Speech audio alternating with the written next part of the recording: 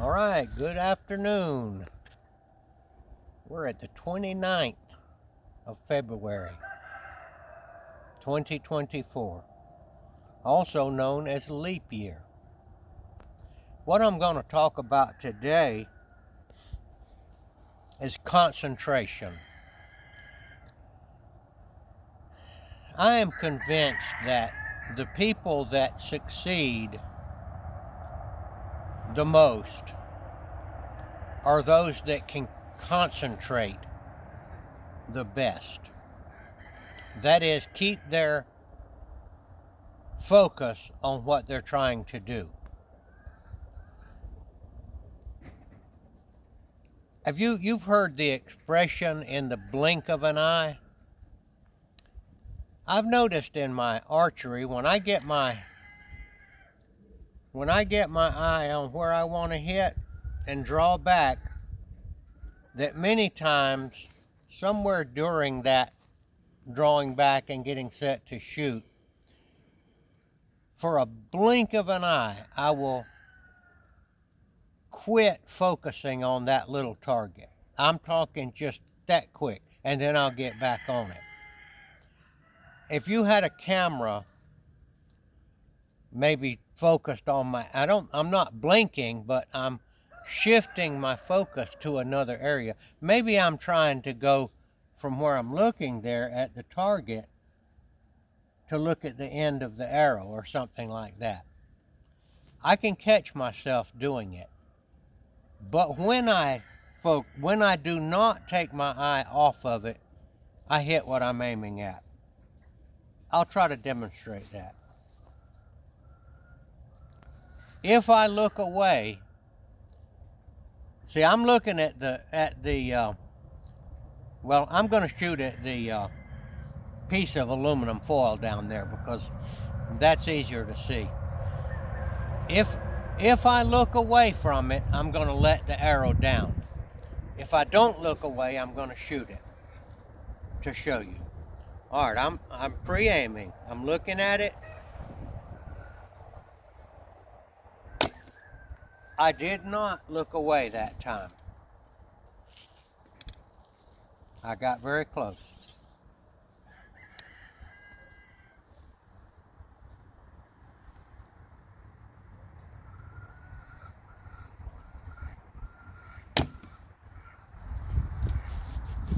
I did a reasonably good job then of not looking away. That's a tight pattern right there, although I'm not hitting the thing. Okay.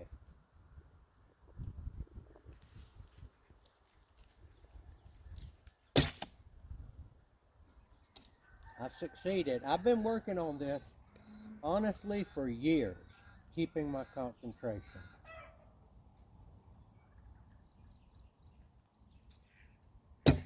Now, I actually looked away on that one for just a second.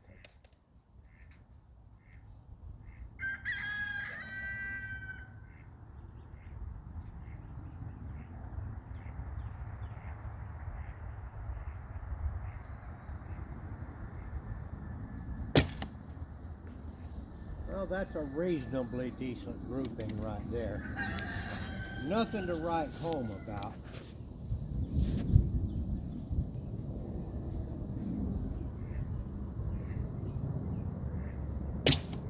Now, I looked away that time. I looked away for a split second.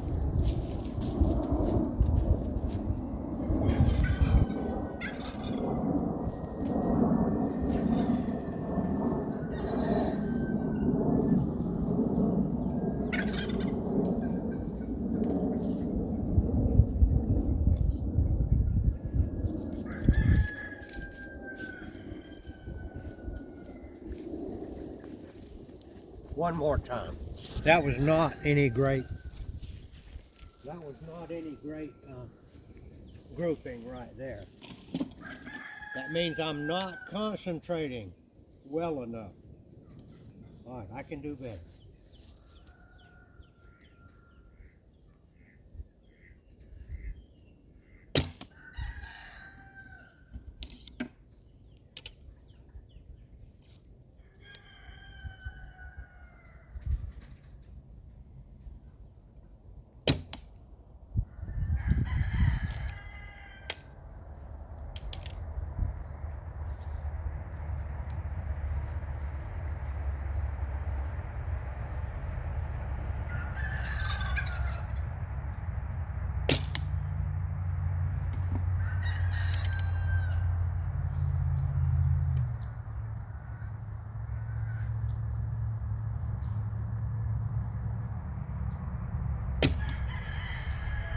All right, let's go up here. I pull my arrows.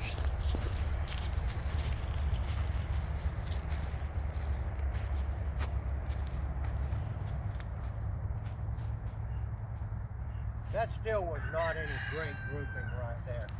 That's like this right here.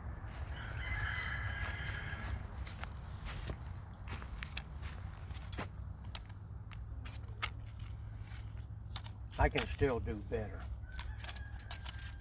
Now what I want to talk about in my spiritual lesson today is, let's go over here to the chicken yard and let's look at some of these guys while I talk.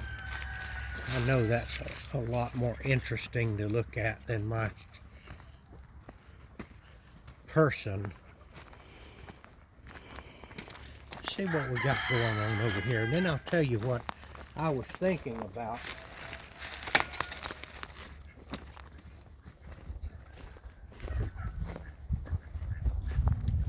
Now, as a Christian believer,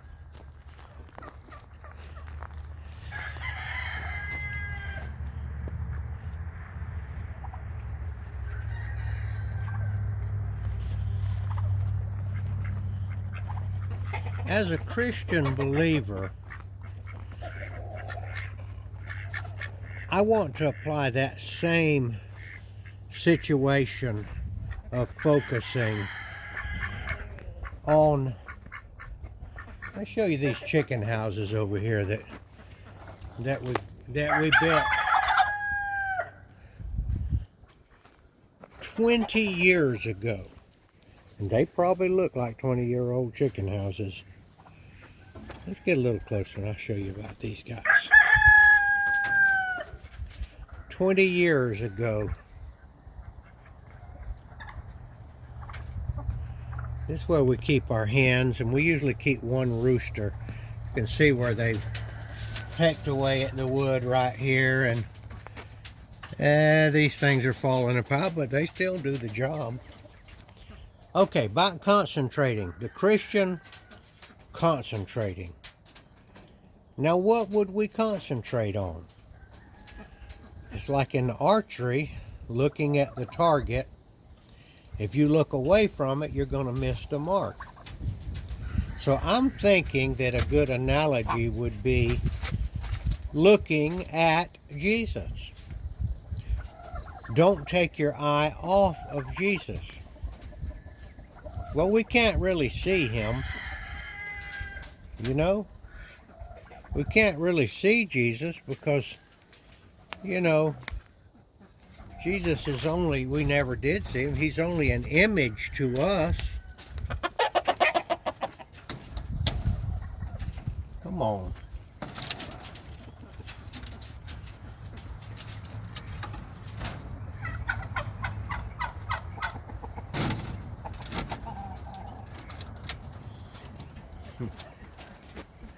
I wish you could feel this. This here is warm to my hand right here. That egg has just been laid. I'm going to put it back, right? Mm-hmm. Or I want to put it in your pocket. Okay. I'll put this in Debbie's pocket. Okay. It'll be a mess if it breaks in there. Here, put it. Okay. Why don't I put it under your hat? No.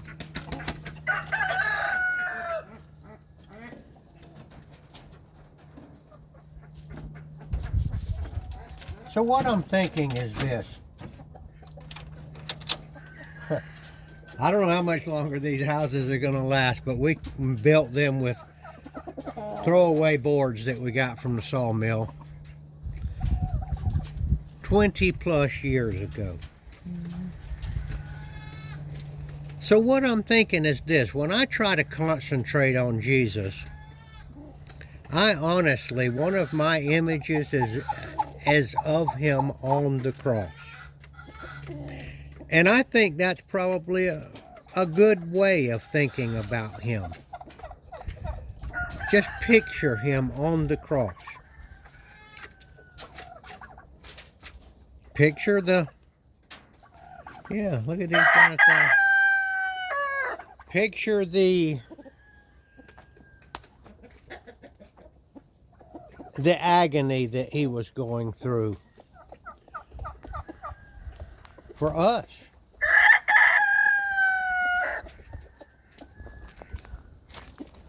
Are you picturing that? If you keep your mind on that picture right there, I think you will have the right image in your mind. After all, I think that's why he did that. He wanted us to picture that. Of course, he would have known that that picture would have been painted and drawn and reenacted thousands and thousands of times. So I think it's a good way when you're under stress, when you're under temptation, when you're fearful. I have that image in my mind right now when you're making a video. The image of Jesus. You know, nobody really knows what he looked like except the people that were with him, and they're all long gone, awaiting the resurrection of the dead. Did you ever wonder why the Bible does not describe Jesus? Why didn't somebody write down what he looked like? He was 5 feet tall, or 5'10", or 6 feet, or 5'5", or had sandy blonde hair, or black hair, or had long hair, his beard was full, curly beard. Why didn't anybody say any of that stuff? Heavy set, thin. It was never said by any of the people that described Jesus. Our image of him is essentially what people have pictured him as from the early times and up through now. Hollywood had a different idea. A lot of people claim Jesus was black. I wouldn't know. I wasn't there. It wouldn't make any difference to me what color he was. I don't think that's important. But I did notice that the early writers never described him other than that he was a man around 30 years old. I have a theory about why they didn't do that. Those Jewish disciples had been brought up with the idea that to make an image of God was a mortal sin. No depiction of God was allowed, no image of God, and I'm thinking that they even thought no description. They thought he was God. Now, I don't know why those chickens are trying to... Is another one laying an egg? Probably. They do that. Mm-hmm.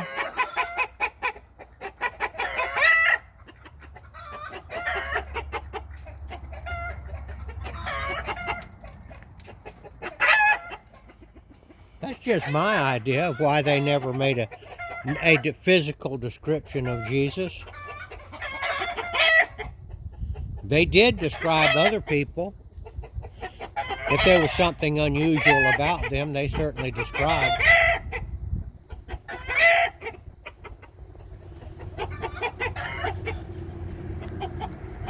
But whatever your idea of what Jesus looked like on that cross, I think it's probably correct, and that it was meant to be, that you would be able to pull that image up, to close your eyes and imagine him on that cross. And imagine that he was doing that. The God, he was our creator. That he was doing that in order to breaks through the stubbornness of our minds, which is an extremely hard thing to do. To realize that we are not God, that we are not able to save ourselves.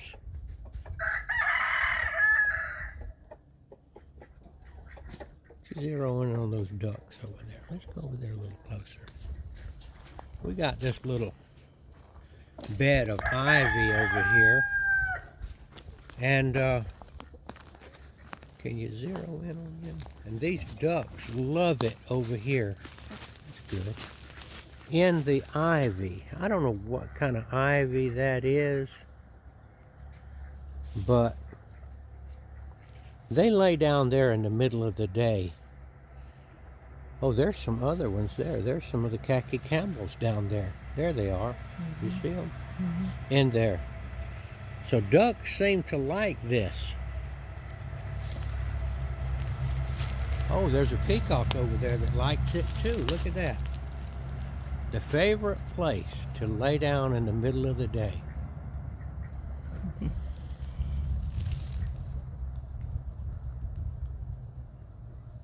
As I was saying,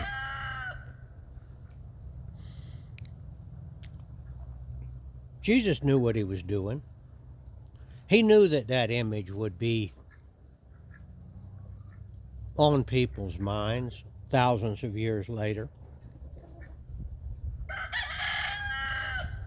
He knew it would be in my mind. He knew that when I was tempted, afraid, tired, doubting, that I would be able to pull that image up in my mind and look at it in my mind. And like I said, everybody's image of what Jesus looked like is his own. And I have my idea.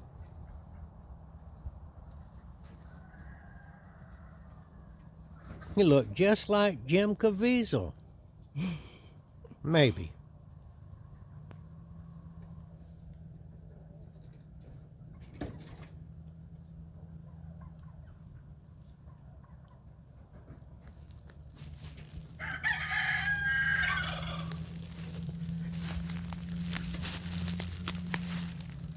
Well, that's my suggestion right there.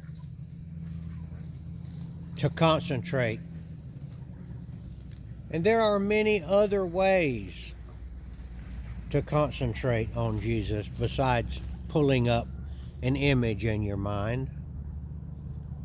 Maybe think about some of the things that he said. Think about some of the stories. Think about the birth. Think about the star that guided the Magi.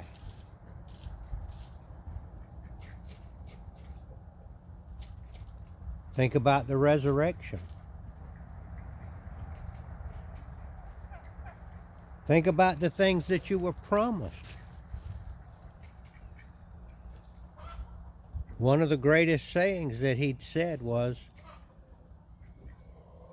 I am the way, I am the truth, and I am the life.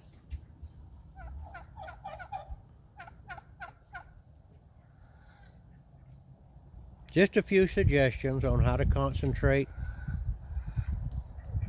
as a believer on Jesus when you need to concentrate. I don't think you're likely to be doing too much wrong if you've got an image of him on the cross in your mind. That image is very powerful. And that sacrifice was very powerful.